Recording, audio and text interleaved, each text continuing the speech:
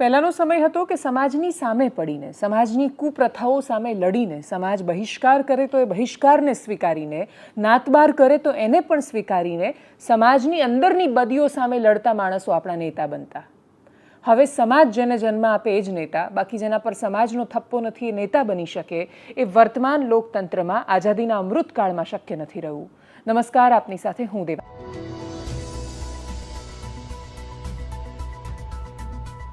આપણે ગતિ કરી રહ્યા છીએ, પણ અધોગતિ છે કે ઉર્ધ્વગતિ એનો વિચાર આપણે કરવો પડશે. અને વર્તમાન લોકતંત્રની સ્થિતિને જોતા એ વાત તો નિશ્ચિત છે કે આપણે ખૂબ ઝડપથી દોડી રહ્યા છીએ, પણ એ દિશામાં જે આપણને ભટકાવવા સિવાય ક્યાંય નથી લઈ જઈ રહી. સમાજો તરત જ એક થઈ જાય છે જ્યારે સમાજના કોઈ એક વ્યક્તિને બચાવવાની વાત આવે. એ વ્યક્તિને તમે કયા ગુનામાંથી, કયા ગુનાની સજામાંથી બચાવી રહ્યા છો, તમે શેના માટે ભેગા થયા છો, એ વ્યક્તિ માત્ર તમારા સમાજનો નેતા હોવું પૂરતું બની જાય છે. અને સમાજનો નેતા કોણ?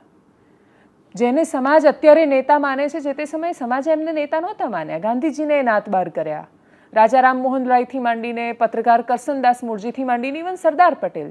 સમાજે તો એમને ક્યારેય નહોતા સ્વીકાર્યા શરૂઆતના સમયમાં, કેમ કે સમાજની એ પદ્ધતિઓની સામે એ બોલતા હતા જેને સમાજ સૌથી પવિત્ર અને પોતાની પ્રથા અને પરંપરા માનતો હતો. સમાજ માનતો હતો કે આ અમારી પરંપરા છે ને આને અડનારું, આની સામે આંગળી કરનારું કોઈ પણ માણસ એ અમારું દુશ્મન છે. અને સમાજના દુશ્મનો સમાજના નેતા બન્યા, કેમ કે એમણે સમય લીધો, સમાજની સામે પડ્યા. એમણે એ ન વિચાર્યું કે આ સમાજ અમને નાતબાર કરશે તો અમારું શું થશે, અને એમાંથી લડીને જે લોકો આગળ નીકળ્યા એને આપણે આગળ જતા નેતા તરીકે સ્વીકાર્યા. હવે કોઈનામાં એટલી હિંમત નથી. એનું કારણ કે સમાજમાં પણ હિંમત નથી. સમાજો ભેગા થાય છે પોતાનું વર્ચસ્વ સાબિત કરવા માટે. આજે વધુ એક વર્ચસ્વ સાબિત કરવાનો પ્રયત્ન કરનારા સમાજની વાત કરવી છે. એવો સમાજ કે જેનો ઇતિહાસ જ્યારે કાઢીશું ત્યારે આ દેશના ઇતિહાસની સાથે સમાંતરે એમની એટલું બધું ઐતિહાસિક તથ્યો રહેલા છે કે આખો સમાજ એ ઇતિહાસની સામે નતમસ્તક થાય. વર્તમાનને જોતા અને વર્તમાનના ભાષણોને જોતા એ પ્રશ્ન છે કે લોકતંત્ર સ્વીકારવામાં કેટલો સમય લાગશે, કેટલો સમય લાગશે એ સમજવામાં કે દેશમાં બંધારણની સામે, લોકતંત્રની સામે ભીડતંત્ર શું ક્યારેય કામ આવી શકવાનું છે. અનિરુદ્ધસિંહ રીબડાના સમર્થનમાં વિશાળ જનસંમેલન મળ્યું. રીબડા ખાતે યોજાયેલા આ સંમેલનમાં એક પછી એક ક્ષત્રિય નેતાઓ આવ્યા અને બધાએ મૂછો પર તાવ દઈને ભાષણ આપ્યા. ખૂબ આક્રમક હતા બધા જ, પણ એ તથ્યો કહેવાનું ચૂકી ગયા કે જે તે સમયે આઈપીએસ અધિકારી ટીએસ બિષ્ટે એમને મળેલી કઈ સત્તાના આધારે અનિરુદ્ધસિંહને વહેલી સજા માફી આપી દીધી હતી. અનિરુદ્ધસિંહનો જો રાજકીય હથિયાર તરીકે ઉપયોગ થયો તો ઉપયોગ કોણે કર્યો? અનિરુદ્ધસિંહે પોતાની મરજીથી પોતાના પણ ફાયદા માટે ઉપયોગ થવા દીધો કે પછી જેમ બધું ચાલતું આવ્યું છે એમ ચાલે રાખ્યું? ગુજરાતના અનેક પંથકોમાં હજી એ લોકતંત્ર નથી. એ લોકતંત્ર એટલા માટે નથી કેમ કે એ જનમાનસમાં નથી. એક કે બે નેતાઓની આસપાસ, એક કે બે પરિવારોની આસપાસ સામાન્ય માણસો અને એમની સમજવાની શક્તિ, સમજણ શક્તિ ત્યાં સીમિત થયેલી છે. અને એ જ પ્રકારના દ્રશ્યો ત્યાં પણ દેખાયા રીબડામાં. ખૂબ બધી તસવીરો અને ભાષણો છે, દરેક તો નહીં બતાવી શકીએ, પણ છતાંય આ જે કથિત શક્તિ પ્રદર્શન હતું એ શક્તિ પ્રદર્શનનો નિચોડ શું આવશે? સૌથી મોટી વાત એ છે કે આ બધું એટલે કરવું પડે છે કેમ કે સરકારો આવા જ શક્તિ પ્રદર્શનને તાબે થાય છે. સરકારો વર્ષોથી આ કરતી આવી છે. એ કોઈ વિષય પર સહમત હોય તો પણ જ્યાં સુધી ભીડ ભેગી ન થાય, આંદોલન ન થાય, બૂમો ન પડે, સંઘર્ષ ન થાય અને એમના વોટ પર ન આવે ત્યાં સુધી કોઈ ફરક નથી પડતો. પહેલાં સમાજમાંથી નીકળેલા એવા માણસો કે જે સમાજને દિશા આપી શકે એ સરકાર બનતા. હવે સરકાર એ બને છે જેને સમાજ સ્વીકારે છે.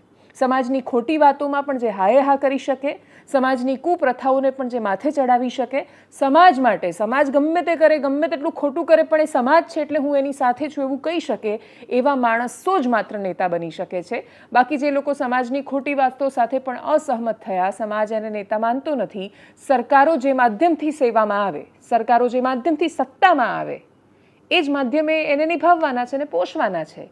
ભારતીય જનતા પાર્ટી હોય કે કોંગ્રેસ કે પછી હવે આમ આદમી પાર્ટી, એ ત્રણેયની સત્તાનું મૂળ સમાજ છે. કોઈ એક ચોક્કસ સમાજના ને વર્ગના વોટ જોઈએ છે એમને, અને જ્યાં સુધી એમની એ મજબૂરી છે ત્યાં સુધી નાક દબાવતા રહેવાના. તમે નાક આપ્યું છે દબાવવા માટે તો બધા દબાવશે.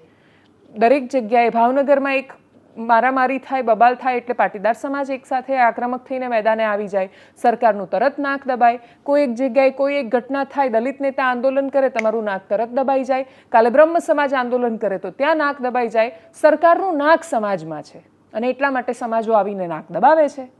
ત્યાંથી આવેલી તસવીરો પર કરીએ નજર.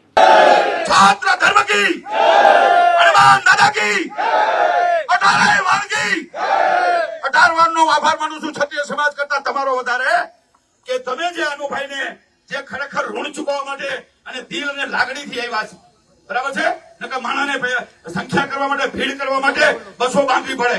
આ તો પોતાની બસો, પોતાની ગાડીઓ, અને બધા સમાજના આગેવાનો અહીંયા બોલ્યા 2 મિનિટ.